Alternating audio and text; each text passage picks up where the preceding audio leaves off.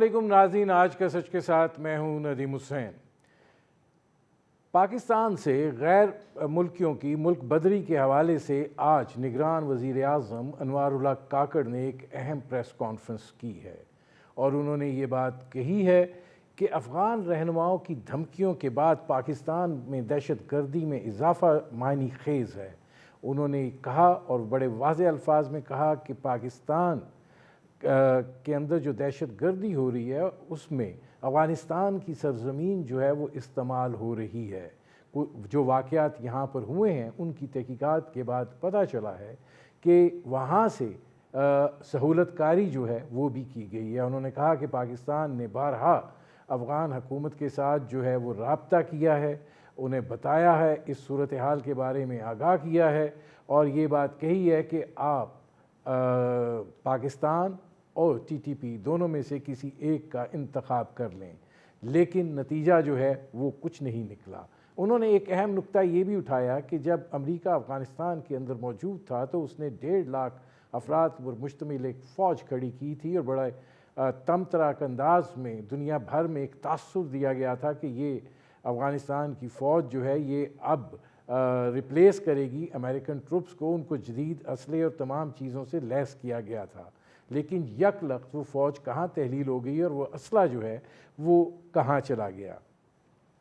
انہوں نے کہا کہ پاکستان جو ہے وہ مزید متحمل نہیں ہو سکتا اس صورتحال کا اور لہٰذا افغانوں کی واپسی جو ہے وہ اسی تناظر میں ہے۔ پاکستان کو اپنے اندرونی معاملات جو ہے ان کو درست کرنا ہے۔ دوسری طرف ایک اور اہم پریس کانفرنس آج سامنے آئی اور یہ شہداء فاؤنڈیشن کی پریس کانفرنس تھی جس کے اندر انہوں نے یہ مطالبہ کیا کہ فوجی عدالتیں جو ہیں ان کو فوری طور پر بحال کیا جائے۔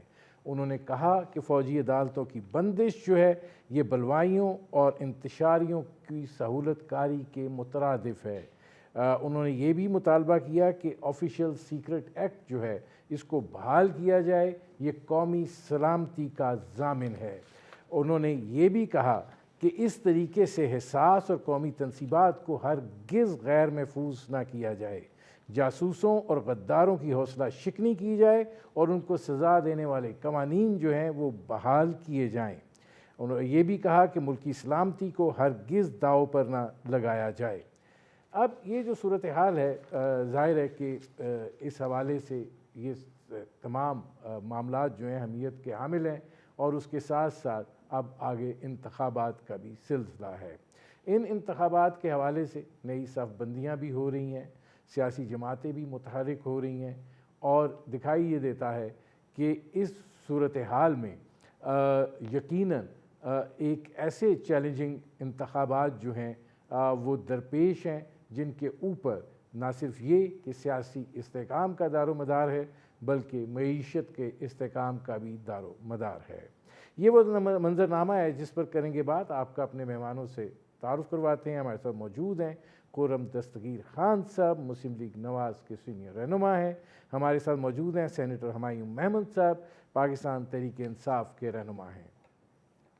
خرم دستگیر خان صاحب، پہلے تو یہاں سے شروع کریں گے کہ آج نگران وزیر اعظم نے یہ بات کہی ہے کہ یہ جو ایک تو غیر ملکی جو یہاں غیر قانونی طور پر مقیم ہے اور دوسرے افغانستان سے بھی وہ لوگ جو غیر قانونی طور پر مقیم ہیں انہوں نے ان کو واپس بھیجنے کے حوالے سے کہا ہے کہ یہ فیصلہ جو ہے یہ درست ہے کیونکہ ہم نے اپنے ملک کے اندرونی حالات جو ہیں وہ درست کرنے ہیں۔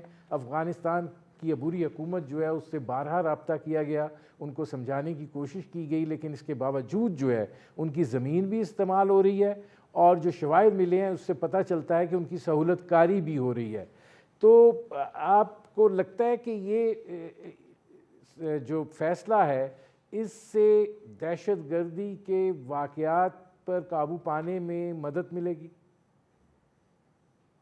اس کے لیے تھوڑا سا پس منظر آپ کے ناظرین کو بتانا پڑے گا۔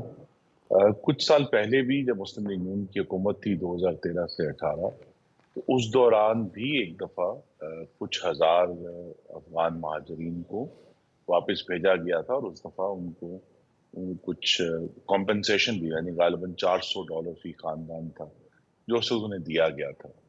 اور اس کا بیک گراؤنڈ یہی تھا کہ पाकिस्तान में उन्हीं दिनों में, अगर आपके नाज़रीन जानते हैं, कि ज़रब अज़्ब और रद्दुल फ़साद के ऑपरेशंस हो रहे थे, और ये एक इशू था कि पाकिस्तान में क्या इनकी जो मौजूदगी है महाजरीन की बड़ी तादाद में, वो उनके लिए कोई दहशतगर्दों के लिए कोई रेफ्यूज का या पनाहगाह तो साबित नहीं हो रही। लेकिन वो पॉलिसी जो है वो कुछ देर चली, फिर वो खत्म हो गई। हमारे सामने ये एक हकीकत है कि जब पाकिस्तान ने अपना ऑपरेशन किया ज़रबुल अज़्ब और रद्दुल फ़साद, उसके नतीजे में जो तहरीक तालिबान पाकिस्तान, या आप उन्हें वैसे दहशतगर्द कह लें, वो सरहद पार अफगानिस्तान में चले गए, जहां उस वक्त अमरीकी अफवाज मौजूद थी, लेकिन ओवरऑल उनका जो कंट्रोल था अफगानिस्तान की टेरिटरी पे, वो इतना मजबूत नहीं था। तो लिहाजा पाकिस्तान ने उस वक्त अमेरिका से भी शोरिश की कि जी आपकी टेरिटरी में ये लोग मौजूद हैं।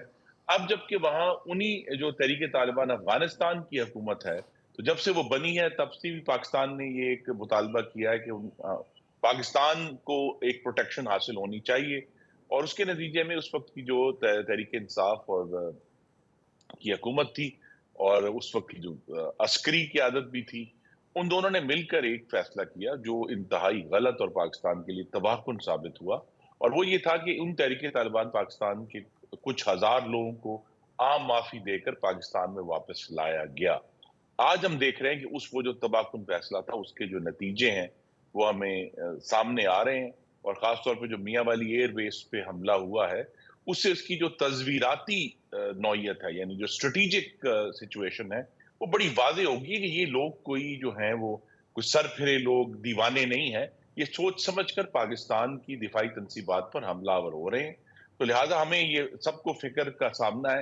लिहाजा वो जो पॉलिसी जिसको कुछ अर्सा पहले हमने ही मुस्लिम लीग नून ने ही कोशिश की थी उसको चालू करने की, उन्हीं उसी दौरान में आपके नाज़रीन को ये याद कराना भी ज़रूरी है कि पाकिस्तान और अफगानिस्तान की सरहद पर जो एक बाड़ लगाने का आगाज था, वो भी किया गया, जो फिर बाद में मुकम्मल हुआ। लेकिन उस सब के बावजूद जो बुनियादी बात यह है कि किसी मुल्क की भी उतनी ही खुद मुख्तारी है जिसका वो तहफ़्फ़ुज़ कर सके। You have as much sovereignty as you are willing to defend. तो अब ये एक पॉलिसी है कि भाई जो लोग यहाँ गैर कानूनी तौर पर यहाँ जो हैं उनके घर हैं या घर बार हैं, तो उनको जिस मुल्क के वो शहरी हैं वहाँ भेजा जाए, और उसका जो अगला स्टेप ये होना चाहिए कि पाकिस्तान और अफगानिस्तान की जो सरहद है उसको स्ट्रिक्टली मॉनिटर किया जाए, ताकि हम अफगानिस्तान की जरूर चाहते हैं कि वो हमारा हमसाया है, हम अच्छे ताल्लुकात चाहते हैं, लेकिन खुद मुख्तारी और अपनी जमीन का दिफा जो हमारी जिम्मेदारी है उसे जरूर पूरा होना मैं चाहिए। आता हूँ खुर्रम दस्तगीर साहब। अब हमायूं अहमद साहब ये फरमाइएगा कि ये बात तो है कि हमने बड़े फैन फेयर के साथ वो एक तस्वीर भी शेयर की थी, और वो नाइस टी वाला मामला जो था वो चला था, वो बहरहाल एक मजाक ही बन गया था। लेकिन आप समझते हैं कि अब वो पॉलिसी जो है अपीज़मेंट की वो नहीं चल सकती है, हमें बहुत शदीद नुकसान हो रहा है जिस तवातुर के साथ हमारी शहादतें हुई हैं और जिस तरीके से दहशत गर्दी के वाक़यात हो रहे हैं और जिस पैमाने पर हो रहे हैं, वो सूरत हाल इसी पॉलिसी, इसी फ्रेमवर्क का तकाज़ा करती है, और ये अब जो आगे बढ़ा जा रहा है ये एक दुरुस्त सिमत है। बिस्मिल्लाहिर्रहमानिर्रहीम। देखिए, इस तरह है कि जो दहशत गर्दी होती है ना, अगर आप इसको जर्नली समझने की कोशिश करें तो ये एक सिंगल फेसेट प्रॉब्लम नहीं है, ये मल्टी फेसेट प्रॉब्लम है।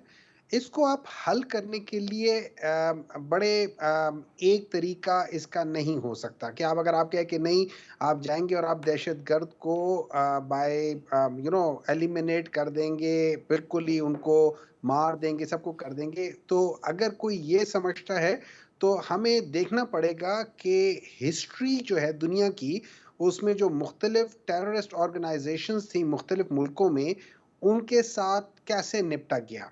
अभी दस्तगीर साहब ने सही कहा कि पिछली government which is PTI government में एक डिस्कशन हुई थी between the then army cheap and या जो जितने भी एजेंसीज के हैं इस किस्म के जो इंटेलिजेंस एजेंसीज हैं और गवर्नमेंट के। अब ये याद रखें, हर एक गवर्नमेंट की एक अपनी सोच होती है, वो सोच लेकर आते हैं। उस सोच को इम्प्लीमेंट करने से पहले ये सारी चीज़ों के ऊपर, ख़ास तौर पे इस किस्म की चीज़ के ऊपर ये नहीं होता कि प्राइम मिनिस्टर ने आके हुक्म दे दिया, हो गया। उसके ऊपर डिस्कशंस होती हैं, उसके प्रोज एंड कॉन्स ڈسکس ہوتی ہے, and then there is a decision which is taken by the government in consultation with such جو انٹیلیجنس ایجنسیز ہوتی ہیں. اچھا, اب اگر ہم ہسٹری میں جاتے ہیں تو آپ کو 3-4 میجر جو ایگزامپلز آتی ہیں, اس میں آئی آر اے کی آتی ہے, اس میں تامل ٹائیگرز کی آتی ہے, اس میں منیلا میں ٹیررسٹ گروپس ان کے ساتھ آتی ہے. آپ اس میں دیکھیں گے کہ اس میں گورنمنٹ لیول پہ ٹھیک ہے, آئی آر اے کا ایک سینفین جو تھا وہ اس کا ایک پولیٹیکل ونگ تھا, لیکن دے اینڈڈ اپ ان نیگوسیشن اور ختم کیا تھا. تامل ٹائیگرز کے ساتھ بھی یہی ہوا تھا, اسی لحاظ سے منیلا میں بھی اسی طرح ہوا تھا. تو جب آپ دیکھتے ہیں تو آپ نے ہوتا کیا ہے کہ جو ٹیررسٹ ہوتے ہیں ان کے اندر, جیسے گورنمنٹ میں, جیسے کسی بھی پولیٹیکل پارٹی میں, جیسے کسی بھی گروپ میں آپ کے پاس ہارڈ لائنرز ہوتے ہیں اور آپ کے پاس مڈل اور سافٹ لائنرز ہوتے ہیں. آپ نے کیا کرنا ہوتا ہے, آپ نے ان کو ملٹی فیسٹڈ پرابلم کو اسی طریقے سے حل کرنا ہوتا ہے. آپ نے ان کے اوپر ٹف ہونا ہوتا ہے, آپ نے at the same time negotiation کرنا ہوتا ہے, آپ نے ان کے جو ریکروٹمنٹ گراؤنڈز ہوتی ہیں ان کو بند کرنا ہوتا ہے, آپ نے ان کا نیریٹو توڑنا ہوتا ہے, آپ نے ان کے اندر جو ہارڈ لائنر ہے اور جو سافٹ لائنر ہے یا مڈ لائن لائنرز ہے ان کے نیریٹو کو الگ الگ کرنا ہوتا ہے, اور وہاں سے آپ نے لے کے آگے چلنا ہوتا ہے. تو اس سے it is not as simple as people وہ تھنک ہو. It is. میں آتا ہوں ہمایوں احمد صاحب. ناظرین, ہماری گفتگو جاری ہے, وقت ہوا ایک مختصر سے کمرشل بریک کا, ملتے ہیں اس وقفے کے بعد. اب اگلے مرحلے کی طرف بڑھتے ہیں. خرم دستگیر صاحب, یہ فرمائیے کہ آج شہداء فاؤنڈیشن میں شہداء کے جو لواحقین ہیں انہوں نے آج بڑی ایک زوردار پریس کانفرنس کی ہے, اور انہوں نے کہا ہے کہ فوجی عدالتیں جو ہیں ان کو فوری بحال کیا جائے, اور فوجی عدالتوں کی بندش سے بلوائیوں اور انتشاریوں کی سہولت کاری جو ہے وہ ہو رہی ہے, اور اسی طریقے سے انہوں نے کہا ہے کہ آفیشل سیکرٹ ایکٹ کو بحال کیا جائے. آپ کا ٹیک اس پہ؟ فوجی عدالتیں کبھی بھی پسندیدہ طریقہ کار نہیں ہو سکتی, لیکن ان کو جب بھی آزمایا گیا, اور ہم نے بھی پچھلی گورنمنٹ میں آزمایا تھا, ان کو ایک قلیل اور محدود مدت کے لیے استعمال کیا جاتا ہے تاکہ جو اس قسم کے ایشوز اٹھیں ان کی پھر ایک باقاعدہ طریقے سے قانون کے تحت ہی ان سے ڈیل کیا جا سکے. تو وہ ایک اپنی جگہ پر مطالبہ ان کا درست ہے. یہاں ہم نے یہ بھی تو دیکھا کہ 9 مئی کو پہلی دفعہ پاکستان کی ایک سیاسی جماعت جو تھی اس نے تشدد کا اور آگ کا رستہ اپنایا, بلوے کا رستہ اپنایا, جو پہلے بھی ہم نے کچھ عرصہ پہلے دیکھا تھا. 2014 کے دھرنے میں بھی جب پاکستان ٹیلی ویژن پر ڈنڈے لے کر قبضے ہوئے اور اس وقت بھی اسلام آباد پولیس کی ہڈیاں توڑی گئیں, سینکڑوں ان کے اہلکاروں کو زد و کوب کیا گیا. لیکن جس سکیل پہ ہم نے 9 مئی پر حملہ دیکھا کہ پشاور میں بھی اور کراچی میں بھی اور لاہور میں بھی اور میاں والی میں بھی, تو مختلف علاقوں میں, سوات میں تک میں, ہر جگہ یہ اس قسم کے جلاؤ گھیراؤ کے واقعات ہوئے. تو اس سے ڈیل کرنے کا طریقہ کار تو یہی سمجھا گیا کہ بھی ایک عارضی طور پر جو فوجی عدالتیں ہیں ان کو استعمال کیا جائے. جو شہداء فاؤنڈیشن نے مطالبہ کیا ہے, بہتر تو یہی ہے کہ اب جو اگلی پارلیمان آ رہی ہے وہ اس سے قانون سازی کرے باقاعدہ, اور آفیشل سیکرٹس ایکٹ جو ہے اس وہ آلریڈی لاگو ہے, وہ موجود ہے, لیکن وہ 1923 کا ہے, وہ 100 سال پرانا ہو گیا ہے. تو اس میں بھی جو ترامیم کرنے والی ہیں, بہتر تو سب یہی ہوگا کہ اگلی پارلیمان ان دونوں ایشوز کو, فوجی عدالتوں کو کس وقت استعمال کرنا ہے اور آفیشل سیکرٹس ایکٹ میں کس طرح اس کو امینڈ اور ریوائیو کرنا ہے تاکہ اس طرح کے واقعات نہ ہوں. کیونکہ جس طرح ہم دہشت گردی کو ابھی اتنی جلدی, ابھی 2014, 15, 16 میں ہم نے اسے جنگ لڑی تھی, تو ہمیں 7-8 سال بعد پھر اس کا سامنا کرنا پڑا ہے. اسی طرح 9 مئی کا بھی جو واقعہ ہے وہ دوبارہ بار بار افورڈ نہیں کر سکتے بطور ملک. ہمیں معاشی اور سیاسی استحکام چاہیے تاکہ ملک کے اندر گروتھ ہو, روزگار پیدا ہو. تو اس کے لیے بھی ضروری ہے کہ ہم کو اپنی یہ جو ایشوز ہیں, چاہے وہ ٹیررزم ہے, ایڈریس کر چاہے وہ سکیں, سیاسی تشدد ہے, اس کو حل کر کے آگے جا سکیں. ہمایوں احمد صاحب, ظاہر ہے 9 مئی کا واقعہ جو ہے یہ اسی تناظر میں ہے, اور جب میاں والی بیس پر حملے کا دیکھا جاتا ہے تو ایک حملہ اس وقت ہوا تھا اور ایک حملہ اب ہوا آ کر. تو آپ کو نہیں لگتا کہ ملک کی جو صورتحال ہے سیکیورٹی کی, اس کے اندر اگر آپ کے سیکیورٹی ایسٹس جو ہیں ان کو نشانہ بنایا جاتا ہے تو پھر یہ ان کا فیصلہ ان کا جو مطالبہ ہے وہ درست ہے؟ دیکھیں اس طرح ہے کہ جو مطالبہ آیا ہے آئی ریسپیکٹ دیٹ مطالبہ، اور جس جو ان کے پیچھے جو ان کے جذبات ہیں ان کی قدر ہے، اور اس میں کوئی شک نہیں کہ جو ان کا دل ٹوٹا ہے یا ان کو ٹھیس پہنچی ہے یا ان کو بہت سخت تکلیف ہوئی ہے 9 مئی کے واقعے کی وجہ سے، تو I respect that thing and I understand that thing and I also میں ان کے ساتھ یہ کہوں گا کہ دیکھیں میرا موقف اس سے یہ ہے کہ سب سے پہلے جیسے دستگیر صاحب نے کہا، اور یہ has a very senior politician as opposed to I am, تو آپ کے ملٹری ایکٹ کی جب ہم بات کرتے ہیں یا عدالتوں کی جب ہم بات کرتے ہیں تو ان کے پیچھے دیر آر سرٹن کنڈیشنز کہ یا تو وہ ملٹری والے ہوں یا پھر وہ سویلین جو ملٹری میں کام کرتے ہو یا پھر وہ لوگ وہ آرمی والے جو نکل کے چلے جاتے ہیں سول میں اور ان کے بعد ہو جاتے ہیں، یا پھر وہ ٹیررسٹ گروپ جو کہ مسلسل کر رہے ہوتے ہیں۔ اچھا، یہ 9 مئی کا واقعہ اگر آپ اس کو دیکھیں گے تو یہ بہت غلط واقعہ تھا اور اس کی مذمت کرنی چاہیے، اور جو اس میں انوالوڈ ہے ان کو سزا بھی ملنی چاہیے۔ اس سے تو کوئی دو رائے نہیں ہے، کوئی بھی اس سے مطلب ڈس ایگری نہیں کرتا، ٹھیک ہے۔ اب ان کو سزا ملنے کا طریقہ یا اس کے اوپر جو کیس چلنے کا طریقہ ہے، اس کے اوپر ایک سوال اٹھتا ہے کہ کیا یہ ملٹری کورٹس میں ہونا چاہیے یا یہ سول کورٹس میں یا نارمل عدالتوں میں ہونا چاہیے۔ تو اگر ہم جو ملٹری کورٹس کے لحاظ سے جو ہم ان کے پیرامیٹرز دیکھتے ہیں تو ان میں یہ لوگ فال نہیں ہوتے۔ ہاں، ان لوگوں نے ملٹری تنصیبات یا ملٹری جو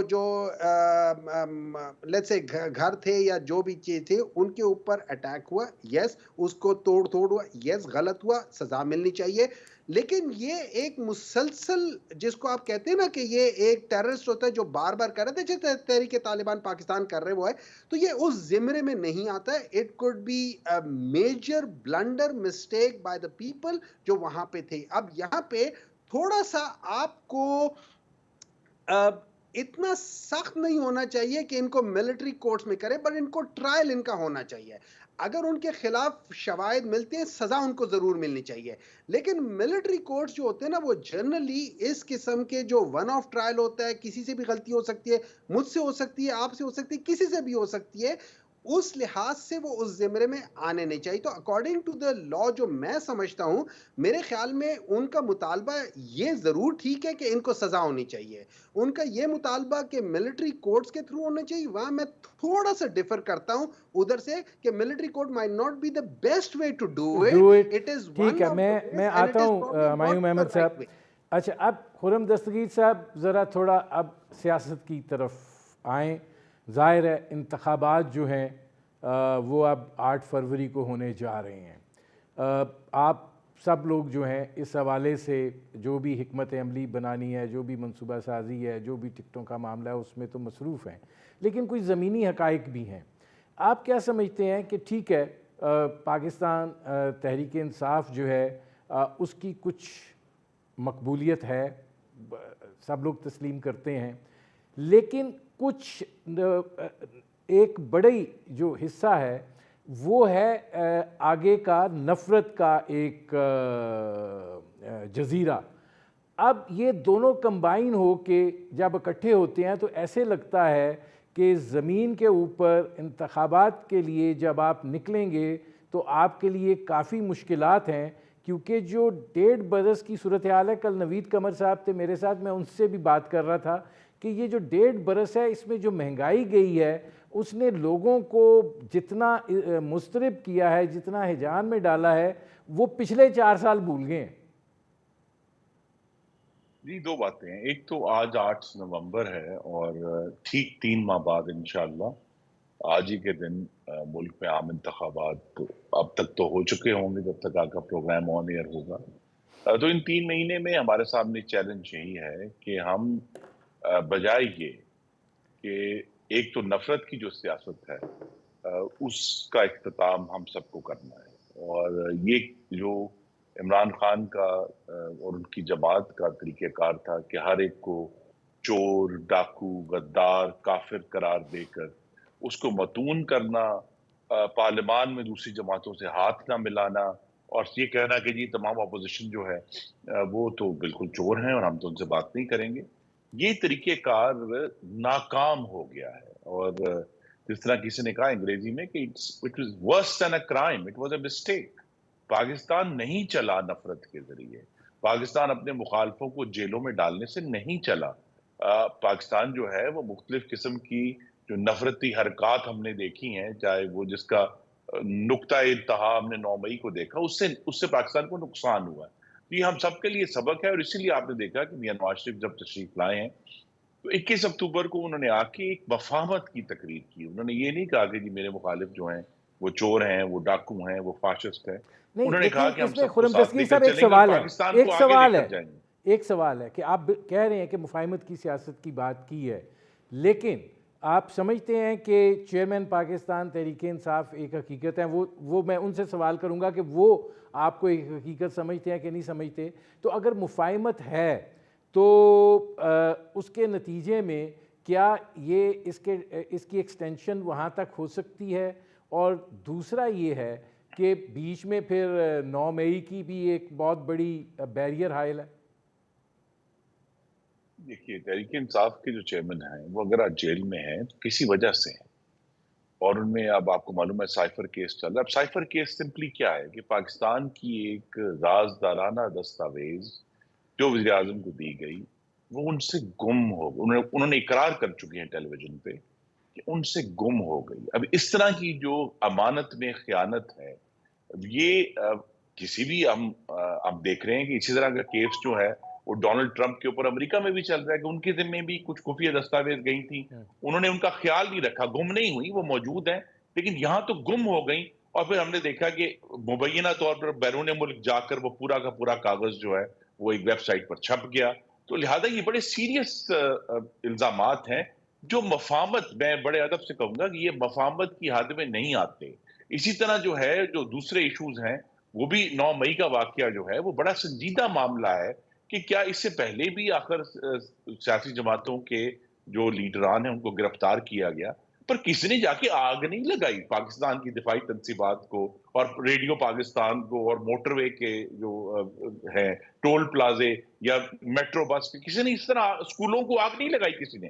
तो लिहाजा जब एक पार्टी एक तशद्दुद का और आग का रास्ता अपनाती है तो फिर वो उस सियासी मफाहमत और जो आईनी तहफ्फुज़ हासिल है इजहार राय को, उससे अपने आप को बाहर निकाल रही है। लेकिन आप ये भी देखेंगे कि पीडीएम की हुकूमत ने, जो उनके पास एक हक हासिल था कानून के तहत कि जी वो सुप्रीम कोर्ट में फाइल कर देते 9 मई के बाद कि जी तहरीक इंसाफ को कालअदम करार दे दिया जाए क्योंकि उन्होंने तशद्दुद किया है। हमने ऐसा काम नहीं किया। हम चाहते हैं कि इंतखाबात में एक जमहूरी और आजाद मुकाबला हो। इनके जो भी लोग मौजूद हैं इंतखाब लड़ना चाहते हैं वो आकर बात करें और अवाम को बताएं और जो अवाम कहेंगे वही जो है नतीजा इंशाल्लाह बैलेट बॉक्स पर आएगा। और 2018 की तरह ना आरटीएस बैठेगा ना डस्का की तरह 20 प्रिजाइडिंग अफसर गवाह होंगे। एक ऐसा इलेक्शन का अमल होगा जिस पर मुझे ये तवक्को और उम्मीद है इंशाल्लाह कि हम सब का पूरे एतमाद होगा। उतरेंगे। नाज़रीन, हमारी गुफ्तगू जारी है, वक्त हुआ एक मुख्तसर से कमर्शियल ब्रेक का, मिलते हैं इस वक्फे के बाद। अब हुमायूं अहमद साहब, जब सियासी मैदान होता है तो सियासी क़ुव्वतों या सियासी हकीकतों को जो है वो तस्लीम किया जाता है। ये नहीं होता कि सिर्फ़ आप दुरुस्त हों और बाकी सारे जो हैं वो गलत हों, बाकी सबको मलिया मेट कर दिया जाए और सिर्फ़ आप चूँकि एक ऐसा बयानिया लेकर चल रहे हैं जिसको आप 4 साल की तमाम तर जो आपके इख्तियार में था, क़ुव्वत, ताकत, सब कुछ इस्तेमाल करने के बावजूद नहीं साबित कर पाए, आप उनको तस्लीम ही ना करें। क्या पाकिस्तान तहरीक इंसाफ में या आपकी लीडरशिप में ये एहसास पैदा हुआ है कि अगर सियासत के अंदर सियासी क़ुव्वतों को तस्लीम ना किया गया तो फिर मुफाहिमत आप कैसे करेंगे, कैसे सियासी तरीक़ाकार आगे बढ़ेगा? देखिए, मैं ये समझता हूँ इसको ज़रा डिफरेंशिएट कर लें कि सियासी क़ुव्वत का तस्लीम करना एक तरफ है और کرپشن کے اوپر بات کرنا دوسری بات ہے. ان کو لازم و ملزوم مت رکھیں. اور اگر کرپشن کے اوپر آپ جا کے کچھ چیز تحقیق کرنا چاہتے ہیں تو اس کا یہ مطلب بھی نہیں ہے کہ آپ سیاسی انتقام لے رہے ہیں. ہاں، اگر کسی ایک شخص کے اوپر 200 کیسز بن جاتے ہیں اور وہ بھی ایسے لوگ بناتے ہیں کہ جو نامعلوم ہے، جن کا کچھ پتہ نہیں ہے، یہاں پہ ضرور لگتا ہے کہ کسی جگہ سے ہے. اب میں خرم دستگیر صاحب سے بالکل ایگری کرتا ہوں کہ بعض باتیں ایسے ہوتی ہیں کہ جس کے اوپر مفاہمت نہیں ہونی چاہیے، جیسے ڈان لیکس ہو گئی، جیسے ممبئی اٹیک کے اوپر ایک پرائم منسٹر اپنا بیان دے دیتا ہے کہ پاکستان سے ہی اٹیک ہوا تھا، جیسے طیارہ اغوا کیس ہوتا ہے، جیسے اگر ٹھیک ہے جو سپریم کورٹ کے اوپر اٹیک ہوا تھا، وہ یہ ساری ایسی چیزیں غلطیاں ہوئی ہیں، ہر ایک سے ہوئی ہیں، چاہے وہ کوئی بھی پولیٹیکل پارٹی ہو. انہوں نے جو بیان ایک بات کہی تھی کہ جو احتساب جس طریقے سے ہوتا ہے، جو غلط ہوتا ہے، میں بالکل مانتا ہوں بہت غلط احتساب پاکستان میں ہوئے ہیں. سیف الرحمان کا احتساب ان میں سے سب سے صف اول میں ہے.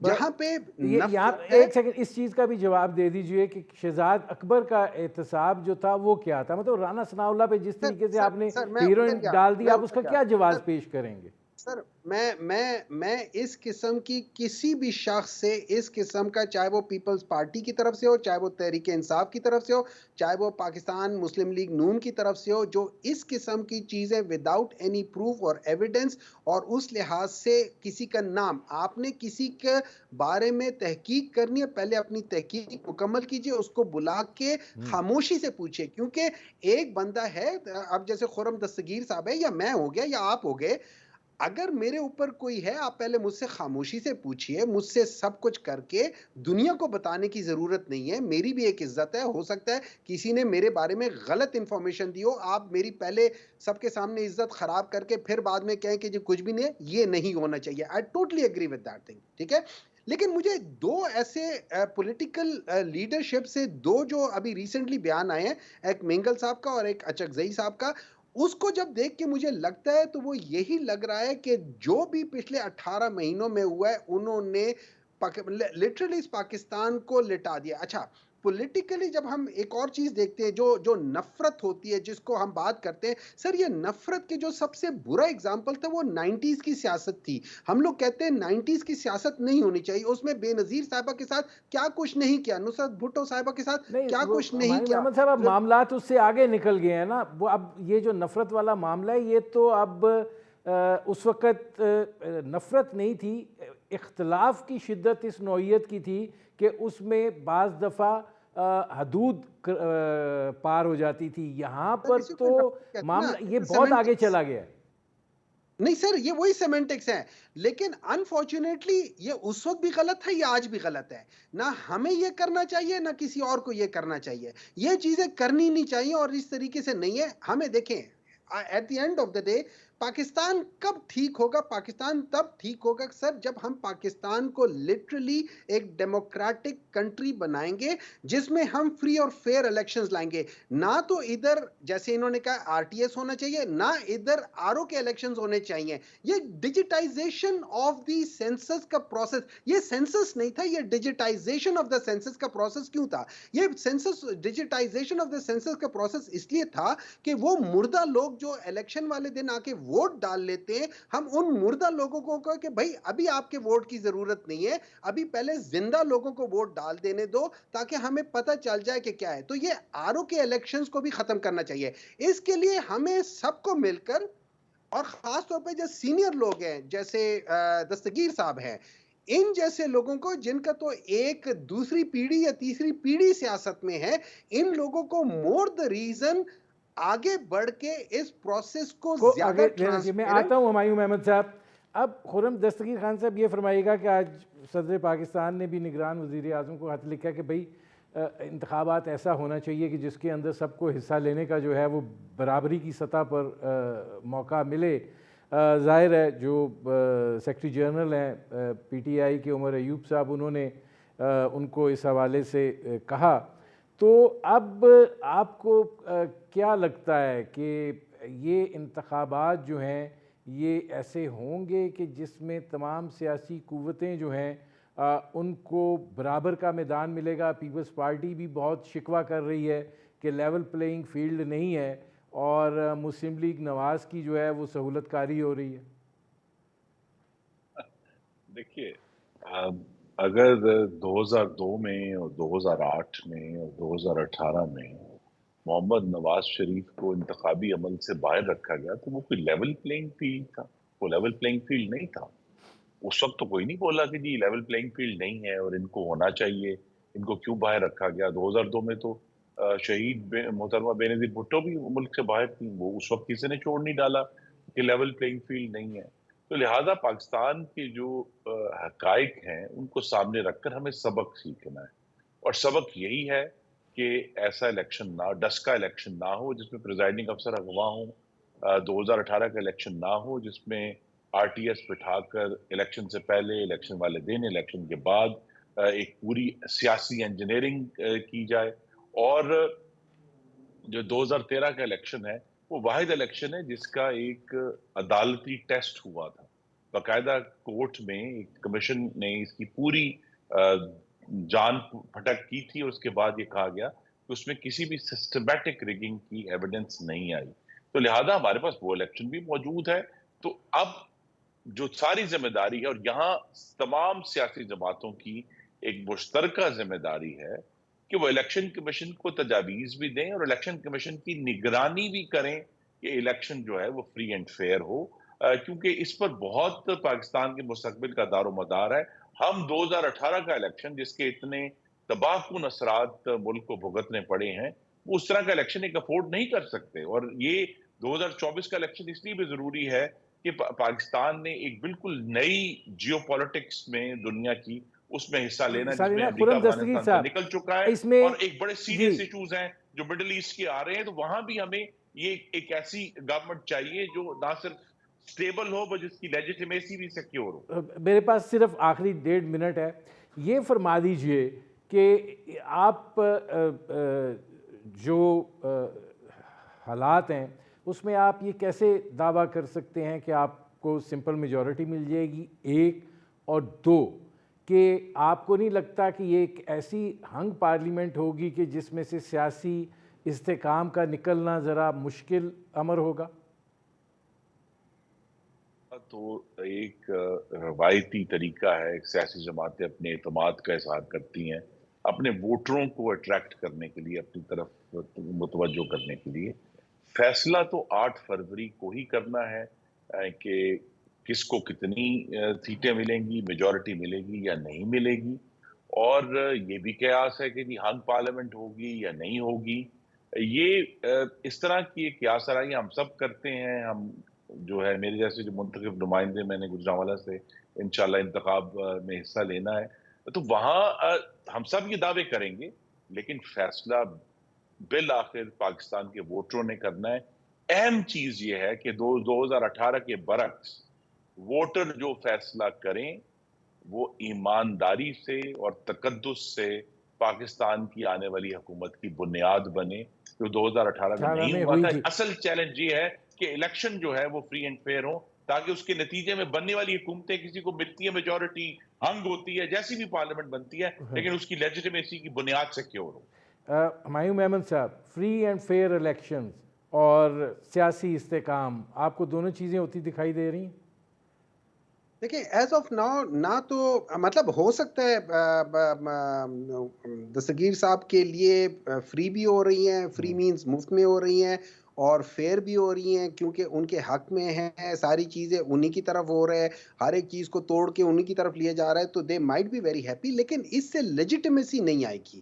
وہ بالکل صحیح کہتے ہیں کہ الیکشنز کا فری اینڈ فیئر ہونا اور جو عوام ہے ان کو باہر لا کے ان سے ووٹ دلوانا ہے، لیکن سوال یہ ہوتا ہے، سوال یہ ہے کہ کیا یہ اس طرح ہوگا کہ کتنے لوگوں نے ووٹ ڈالا ہے، یا ہوگا یہ کہ کون ووٹ گن رہے؟ جیسے 2013 میں آرو کا الیکشن ہوا تھا، اور جس میں پاکستان تحریک انصاف کو سب سے بڑا جو کوشچن تھا وہ یہ تھا کہ جتنے ووٹ سے پی ایم ایل این والے جیتے تھے اس سے زیادہ ووٹ پیپلز پاکستان تحریک انصاف والوں کے ریجیکٹ ہو گئے تھے. تو چل ریجیکشن آف دا ووٹس وہ زیادہ تھا. مطلب آپ کا بھی وہی ہے کہ فری اینڈ فیئر الیکشن ہونے چاہیے. میرے پروگرام کا وقت ختم ہو رہا ہے.